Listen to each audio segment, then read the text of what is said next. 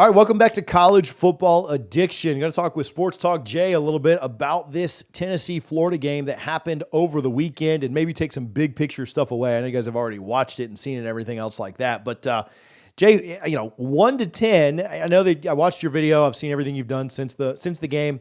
I know there's an amount of relief, right, when you have Tennessee's record that they had against Florida over the last 2 decades. There's an amount of relief that says, like, hey, just get out with a win. But at the same time, you're smart enough to know that there's some deficiencies that Tennessee may have. What's your concern level a couple of days here after the game? Well, I was concerned during the entire game and prior to. I didn't feel good about the game. I had us winning barely, maybe 3 to 7 points. I was not in the 15-plus point camp at all. I've watched our offense struggle against Arkansas and Oklahoma, so I took that into consideration. I know Florida has a mental advantage on us, and that happens with teams. Some teams have your number. We have Kentucky's number, for example. Like when we play them, we don't worry at all, and they get all tore up. The week prior, I'll watch the YouTube channels, and they're all tore up about playing Tennessee. We're that way with Florida. For some, I don't know why. It's even when they're crappy, like they've been the last 4 years. They're going on 4 losing seasons in a row, and we're lucky to have won 2 of our 4 games against them because they've just had our number. So I was concerned about our offense, definitely.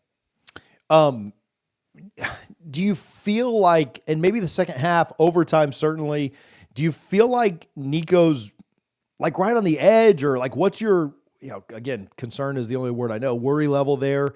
He was, people, the UF side says like, man, we were so close to blowing this thing open. Well, yes, you were, but Nico was really close to hitting some of those long passes and maybe blowing it open for Tennessee too. Do you think he's getting closer? Did the second half give you a little bit more hope there? Or what are your thoughts on him? It's really hard to tell. I see the talents there, and he's not using his best talents, which is the ability to run. He's not using that. He can use it. He definitely can. He's just not, and I'm not sure why that is. He's just missing the guy. He had a couple of guys wide open that would have been touchdowns that he just barely overthrew. And, until you see a guy hit those, we'll see. Hendon Hooker didn't miss hardly. Yeah. And Joe Milton missed a lot. We'll see. He's just a freshman. I understand that. This is his first season. But when you come in as ballyhooed as he was, everybody thought he was going to be a generational, and that's so rare. The first year a guy plays college, very rarely. You had the dude from Clemson that came in as a freshman and just blew everything up. He is the exception. Probably Nico is the rule, if I had to guess. I think you see that with all freshmen, right? Like, Raiola, very hyped. He's been up and down. Lagway is really good, but not necessarily coming in and just from day one. There, like you said, there are exceptions. Manziel was a redshirt freshman. Jameis was a redshirt freshman. Those guys are, otherworldly talents that, it takes most guys some time to get in. You mentioned him not running. Do you think that's more on him, or do you think that's more Josh trying to protect him? It's Josh trying to protect him. I know it was up until this last game. And then when he tried to run that first time, he had 15 yards wide open in front of him. And they kind of bobbled the ball between him and Dylan Sampson. He fumbles. And then I think the coaches got worried about doing that play again. They thought, well, let's just not risk it. Dylan's running pretty well. That's probably part of it. And it's also, if you don't practice that play, that's a very tricky play. That's a touchy play where you're putting the ball in the breadbasket of the running back, and he can't grab it from you. He's got to wait. And if you haven't been doing that all year and you get in a big game like this was, you can choke. Like maybe Dylan grabbed it too much or Nico did. Next thing you know, it's on the ground, and of course the defender's going to pick it up, and you're screwed. Yeah. The offensive line, and I don't really think super highly of Florida's defensive line. Now, they do think that they've turned some things around through the bye week, and maybe they have, maybe they haven't. But I thought the offensive line, did they struggle a little bit more than maybe even you were expecting to keep him protected in the first half? I think Florida had as many sacks in the first half as they did the rest of the season against Power 5 teams. What were your thoughts on the way the O-line played? Do you think that gets better? I don't know if it's going to get better. Everybody up here was concerned about our tackles. John Campbell on the right, Lance Hurd on the left. Lance Hurd's a 5-star, but he's stiff as a board, and he was out for 4 weeks. Campbell's he's injured half the time.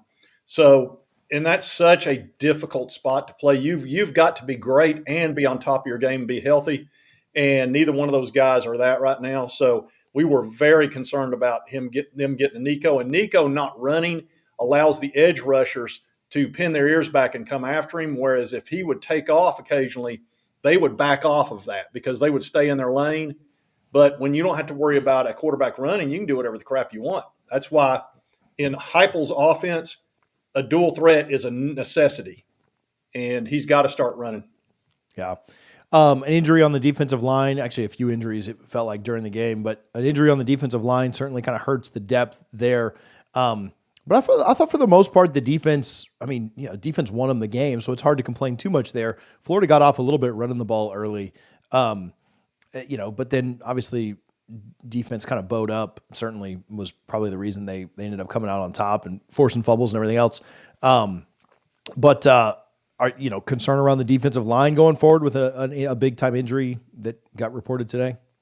Well, it was really Peely. That he's our middle linebacker, and he's got the green dot guy, and we kind of knew he was prone to injury. It's really unfortunate. He's a great guy.